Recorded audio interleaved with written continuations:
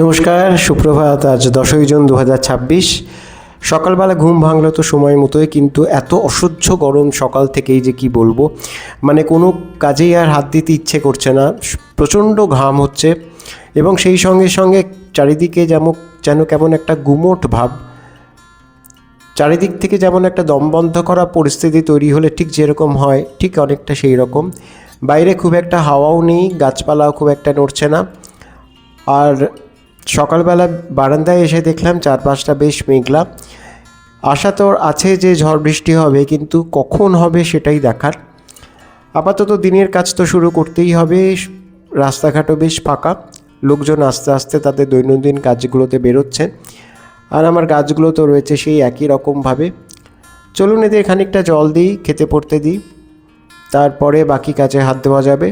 সকালবেলায় এই গাছগুলোর পরিচর্যা করাই তো আমার প্রথম কাজ, সেটা আপনারা অনেকেই জানেন, তাই আজকেও সেটার ব্যতিক্রম হওয়ার নয়। চলুন দেখা যাক কতদূর কী করতে পারি। সমস্ত কাজ হাতে যেটা পড়ে আছে সেটা তো করতেই হবে। প্লাস আজকে তো বুধবার, একটা ফুল ফ্লেজেড কাজের দিন। আজকে প্রচুর কাজ আছে, প্রচুর মিটিং মিছিলও রয়েছে, সেগুলোর দিকে আস্তে আস্তে কনসেন্ট্রেট করতে হবে। তার আগে আমার বাড়ির হাতের কাজগুলোকে একবার শেষ করি, তারপর না হয় বোঝা যাবে। ভগবানের কাছে আপনাদের সবার জন্য সুস্বাস্থ্য কামনা করলাম এবং এটাও প্রার্থনা করলাম যেন আপনাদের যে শিডিউল আছে আজকের জন্য, সেই সমস্ত কাজগুলো যেন আপনারা সাকসেসফুলি শেষ করতে পারেন। একটা কথা আপনাদের জানাই, ওই যে সামনে ছোট্ট গণপতির মূর্তিটা দেখছেন, ওটা জানেন ওই মূর্তিটা হচ্ছে একদম অবিকল সিদ্ধিবিনায়কের মূর্তি, এবং ওটা আমি কিনেছিলাম সিদ্ধিবিনায়ক থেকেই। আর এই যে ফ্রিজ ম্যাগনেটগুলো আছে, এগুলোর গল্প তো একদিন আপনাদের সামনে করেইছিলাম যে কোনটা কোথার থেকে আমি কিনেছি। যেখানে যেখানে বেড়াতে গেছি সেখান থেকেই স্মারক হিসেবে আমি এই ফ্রিজ ম্যাগনেটগুলো কালেক্ট করেছি। আজকাল অনেকেই এটা করেন। আজকাল আমি দেখেছি যে যে কোনো জায়গায়, মানে বাড়ির সামনেও যদি কোনো একটা জায়গা থাকে যেখানে লোকজন বেড়াতে আসেন, কিংবা কোনো পার্ক, সেখানেও দেখেছি সুভেনিয়ার শপে ফ্রিজ ম্যাগনেট পাওয়া যায়। আপনাদের সবাইকে আজ 10th জুন 2026। আশা করি আপনারা সবাই ভালো আছেন, আমরাও ভালো আছি। আজ সকালে তো ঘুম থেকে উঠে তারপরে বাদবাকি সমস্ত কাজকর্ম করে এখন এক্সারসাইজ করছিলাম। এখন সেটা শেষ হলো, এরপর চা খাবো। চা খেয়ে তারপরে একটু ছাদে যাব। সকাল থেকে তো সেই একেবারে মারাত্মক গরম, আর এই গরমে কবে বিরাম হবে ভগবান জানে। প্রচণ্ড গরম আজকে, আর সেরকমই হিউমিড একটা ওয়েদার। যেরকম ঘাম হচ্ছে, কোনো কাজে ঠিক মতো মানে কী বলবো, মন বসাতে পারছি না। আপনাদেরও বোধহয় একই রকম অবস্থা। কে কীরকম আছেন জানাবেন।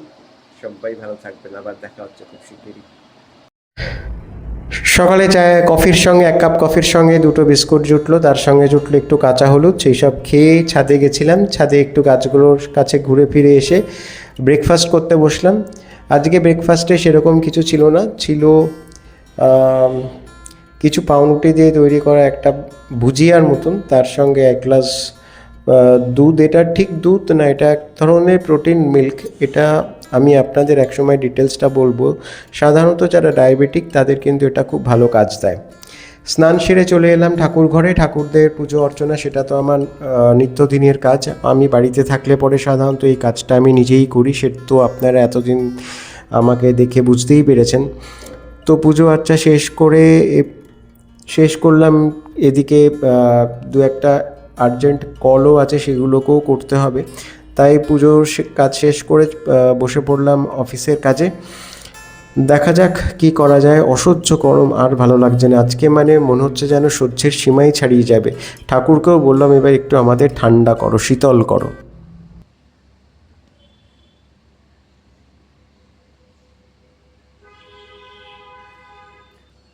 আজকে কেন জানি না মারাত্মক গরম লাগছে, মারাত্মক। এখন তো আমার 5 মিনিটের ফ্রুট ব্রেক, তো 5 মিনিট পর আবার কাজে বসবো। কিন্তু আজকে সারাদিন ওয়েদারটা এত বেশি হিউমিড যে কি করব, কোনো কিছুই আর ভালো লাগছে না। জানি না আপনারা কেমন আছেন, বা আপনাদের ওখানেও টেম্পারেচার কেমন। আমাদের এখানে তো মানে একটা মেঘ করে আছে, চতুর্দিকটা গুমোট, আর হাওয়া কিছুটা দিচ্ছে, কিন্তু প্রচণ্ড হিউমিড একটা ওয়েদার। কী যে করবো কিছুই বুঝতে পারছি না। ঠিক আছে, পরে আবার কথা হচ্ছে। এর দিকে তাকিয়ে দেখলাম যে বাইরেটা একেবারে মেঘাচ্ছন্ন, আর আমার বাড়ির থেকে বেশ খানিকটা দূরে দেখলাম মানে কুণ্ডলি পাকিয়ে ধোঁয়া উঠে চলেছে। মানে সেটা এতটাই তার পরিব্যাপ্তি ছিল যে পুরো আকাশ, পুরো এলাকাটাকে আস্তে আস্তে যেন ঢেকে ফেললো। আমি বুঝতে পারছিলাম না যে কোথায় আগুন লেগেছে, কারণ আমার খুব আর্জেন্ট একটা মিটিং চলছিল সেই সময়। আমি মিটিংটার প্রতি টোটালি ফোকাসড ছিলাম। আর একটু পরেই নামলো বৃষ্টি। মানে এটা যে কী স্বস্তির সেটা আমি কি বলবো। মানে যেমন বৃষ্টি তেমনই হাওয়া, একটা প্রচণ্ড কালবৈশাখী। এটার ভীষণভাবে দরকার ছিল সবার জন্যই, শুধুমাত্র মানুষ নয়, এই প্রকৃতিতে যেসব জীবিত জিনিসগুলো আছে, অর্থাৎ this was essential for every living objects in our environment. মানে এত জঘন্য রকম একটা গরমের দিন কিন্তু মানে আমি রিসেন্টলি কাটিয়েছি বলে আমার মনে পড়ে না, কারণ গত বছর গরমের আধিক্যটা খুবই কম ছিল। মানে সেই এপ্রিল থেকে শুরু করে টানা নভেম্বর পর্যন্ত আমরা বর্ষাকালই কাটিয়েছি, তখন একটাই সিজন ছিল, দ্যাট ইজ বর্ষা। সুতরাং এই বছর যে গরমটা পড়বে সেটা তো জানাই ছিল। সেই সঙ্গে সঙ্গে বিকেলবেলা যখন ছাদে এলাম তখন আমার ছাদের অবস্থা দেখুন, সমস্ত লণ্ডভণ্ড হয়ে একাকার অবস্থা। আমি এই টবগুলোকে ঠিক করতেই আমি ছাদে এসেছিলাম, সেই সঙ্গে সঙ্গে সুজয়কেও ডেকে নিলাম। আর তার পাশাপাশি আমি আবিষ্কার করলাম সেই যে আগুনের কথাটা আমি বলেছিলাম সেটা কিন্তু লেগেছে দক্ষিণ 24 পরগনার প্রশাসনিক ভবন, যেটা ভবানী ভবনের খুব কাছেই, সেই বিল্ডিংটাতে। সেইখানে বলে আমাদের যে যাকে ওই দক্ষিণ 24 পরগনার যিনি ত্রাস, সেই জাহাঙ্গীরের বলে ওখানে অফিস ছিল, এবং তার অফিসেই বলে আগুনটা লেগেছে, এবং সেখান থেকে পুরো বিল্ডিংটাতে আগুনটা ছড়িয়ে গেছে। দমকল কর্মীরা অক্লান্ত পরিশ্রম করেও সেই আগুনকে বাগিয়ে আনতে পারেননি। ওই দেখুন অবস্থা, মানে আমাদের চিলছাদ থেকে পুরো আগুনের শিখাগুলো পর্যন্ত দেখা যাচ্ছে। ওই দেখুন, এত ভয়ঙ্কর একটা অগ্নিকাণ্ড আমি রিসেন্টলি দেখেছি বলে তো আমার মনে পড়ে না বাড়ির আশেপাশে। হ্যাঁ, বাড়ির থেকে দূরে তো হয়েইছে, কলকাতায় তো মাঝে মধ্যেই বস্তিতে আগুন লাগে, বন্ধ হওয়া গুদাম ঘরে আগুন লাগে, কিন্তু এই ধরনের একটা বিধ্বংসী অগ্নিকাণ্ড, যেটা বলে সকাল 7:30টার সময় এই আগুনটাকে ডিটেক্ট করা গেছে, আর এখন বাজে সন্ধে 6:30, এই সময়ের মধ্যেও কিন্তু আগুনটাকে বাগে আনানো যায়নি। এবং শুধু তাই নয়, সেই আগুন চারিপাশে ছড়িয়ে পড়েছে। প্রথমে 4 তলায় আগুনটা লেগেছিল, তারপরে একদম বাড়ির টপ ফ্লোর পর্যন্ত সেই আগুনটা ছড়িয়ে গেছে। তার মানে বুঝতে পারছেন কি বিধ্বংসী অগ্নিকাণ্ড এটা। যাই হোক, কী আর করা যাবে, দমকল কর্মীরা কাজ করছেন, সেটাই আশার কথা। আশা করব যে এই পরিস্থিতি আমরা কিছুক্ষণের মধ্যেই কাটিয়ে উঠব। কিন্তু কেউ কোনো প্রাণহানি ঘটেছে কিনা সেটা বুঝলাম না। টিভির পর্দায় চোখ রাখতে হবে, দেখি সেখান থেকে কিছু বেরোয় কিনা। আজকাল তো টিভিতে চোখ রাখলে সেই এক ডেমোক্রেসি, অর্থাৎ ডিম ছুঁড়ে প্রতিবাদ জানানো।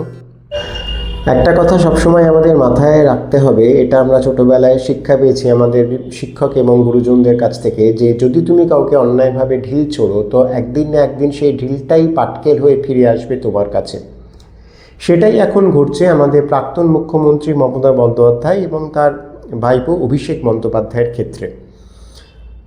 গত দুদিন ধরে যেটা দেখা যাচ্ছে যে দিল্লিতে গিয়ে তিনি কার্যত জাতীয় কংগ্রেসের সভানেত্রী শ্রীমতী সোনিয়া গান্ধীর একেবারে পায়ে পড়াটা শুধু বাকি রেখেছেন। এবং শুধু তাই নয়, আজকে যতদূর মনে হচ্ছে, যতদূর বিভিন্ন সংবাদ মাধ্যম থেকে খবর পাওয়া যাচ্ছে, যে তিনি একটি সম্মানজনক পদও জোগাড় করে ফেলেছেন তার এবং তার ভাইপোর জন্য। এককালে এই জাতীয় কংগ্রেসকে তিনি সাইনবোর্ডে পরিণত করার একটা সংকল্প নিয়েছিলেন, এবং এই সংকল্পে তিনি বহুদূর সাফল্যও পেয়েছিলেন।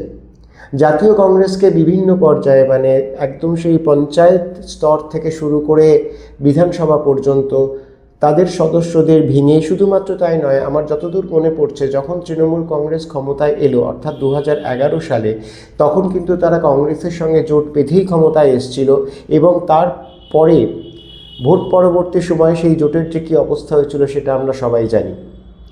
অত্যন্ত অপমান করে, অত্যন্ত একটা নিম্ন রাজনীতিবোধের পরিচয় দিয়ে মমতা বন্দ্যোপাধ্যায় সেই জোটবন্ধনকে ছিন্ন করেছিলেন, বা সেই জোটকে তিনি নষ্ট করে দিয়েছিলেন। তাই আজকে যখন তিনি আবার জাতীয় কংগ্রেসের হাত ধরতে চাইছেন, তখন কিন্তু পশ্চিমবঙ্গের বিভিন্ন প্রান্তে যেসব দায়িত্ববান কংগ্রেস কর্মীরা আছেন, তারা কিন্তু এই জিনিসটার বিরোধিতা করছেন এবং তারা করবেন। সেটা তারা করতেই পারে এবং তাদের সেটা করাও উচিত। সুতরাং আজকের এই রাজনৈতিক প্রেক্ষাপটে একটা জিনিস মাথায় রাখতে হবে যে তৃণমূল কংগ্রেসের যে দুজন এখনও অবধি পড়ে রয়েছেন তৃণমূল, তারা দাবি করছেন যে তারাই তৃণমূল কংগ্রেস, তাদের কাছে না আছে সংখ্যা, না আছে তাদের সংগঠনের আনুগত্য, কিছুই তাদের কাছে নেই, দলের রাশটাই তাদের হাত থেকে চলে গেছে। আজকে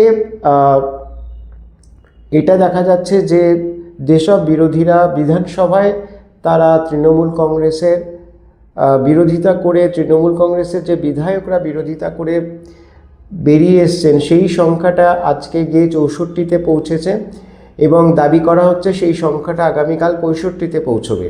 এবং আজকে আরও একজন রাজ্যসভার সাংসদ তিনি ইস্তফা দিলেন। সুতরাং কালকে 19 জন সাংসদ চিঠি দিয়েছেন স্পিকারকে আলাদা ব্লক তৈরি করার জন্য। তারা তৃণমূল কংগ্রেস অর্থাৎ মমতাপন্থী তৃণমূল কংগ্রেসকে তারা মানছেন না বা মমতা বন্দ্যোপাধ্যায়কেও তাদের নেত্রী হিসেবে স্বীকার করছেন না। এবং অন্যদিকে 2 জন রাজ্যসভার সাংসদও ইস্তফা দিলেন। রাজ্যসভায় এখন তৃণমূলের সদস্য সংখ্যা হচ্ছে 13, সেটা কমে গিয়ে দাঁড়ালো 11-তে। সুতরাং এটা মনে করাই যায় যে এই দলটা হ্রাস আর শ্রীমতী মমতা বন্দ্যোপাধ্যায় এবং তার ভাইপো শ্রী অভিষেক বন্দ্যোপাধ্যায়ের হাতে আর নেই। তারা এখন কংগ্রেসের কাছে খড়কুটো ধরে বাঁচার একটা চেষ্টা করে যাচ্ছেন। সুতরাং এটা ভাবতেই হবে যে একসময় যে দলটা একটা প্রচণ্ড নীতিহীনতার মধ্যে দিয়ে বা মতাদর্শহীনতার মধ্যে দিয়ে চালিত হচ্ছিল, সেই দলের যে কী অবস্থা সেটা ভোট পরবর্তী এই 1.5 মাসের মধ্যে আমাদের কাছে পরিষ্কার। 1.5 মাস এখন হয়নি, বা তার আগে এই দলটার অস্তিত্ব নিয়ে একটা সংকট তৈরি হয়েছে। সুতরাং এটা আমাদেরকে মনে রাখতে হবে। ভবিষ্যতে যারা রাজনীতি বিশ্লেষক হবেন তাদের কাছে এটা কিন্তু একটা উল্লেখযোগ্য রেফারেন্স। আজকে এ পর্যন্তই। আপনারা সবাই ভালো থাকবেন, সুস্থ থাকবেন আর বিশ্বস্তভাবে নিজের যত্ন নেবেন। আর আমার বক্তব্যের সঙ্গে যদি আপনি একমত হতে পারেন তাহলে আমার চ্যানেলটিকে সাবস্ক্রাইব করে আপনার বন্ধুত্বের হাতটি আমার দিকে বাড়িয়ে দেবেন। আজকে আসছি, আবার দেখা হবে। নমস্কার।